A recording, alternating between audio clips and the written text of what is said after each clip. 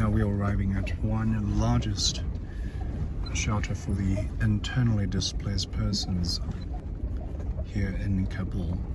Today we are meeting one of the families here who have lived here for at least 6 years. So far there are about 10,000 such refugees are registering in the Kabul provinces.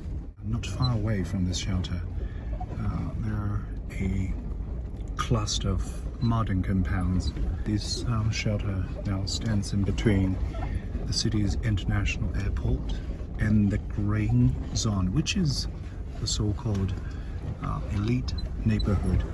It is hot, but this place has no electricity, no water.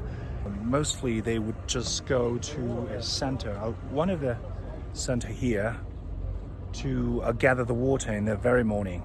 So this is Nauzla's house. As you can see, there are a lot of flies. This is the motorcycle mostly he would use to take rubbishes to feed those cows. As you can see there, he got some cows here for the local butcher. And that's it. This is one of his young kids. So this is a typical house here in Afghanistan. Within this camp, they are mostly the mud camp. And this could be Nauzala's kitchen. This is one of his cows. Here you go. Salam. Salam. Hey, hello. Salam. This house does not have any utility. It has no heating system, no electricity, no water supplies. And this is their living room and bedroom.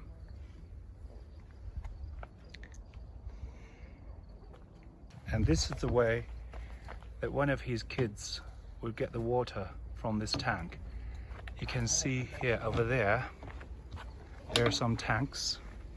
This is the way that they get water from the center.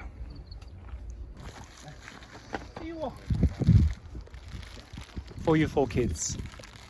Banana. Banana. The banana. Banana. Ah, candy. Candy. You will like it. You will like it. The banana. Bye for now. So now they're going to the mosque to pray. They also have a mosque within this camp. Where is your papa, mama? Where is the papa, mama? Oh, you can repeat my word. Sunny day. Sunny day. Yeah. Yeah.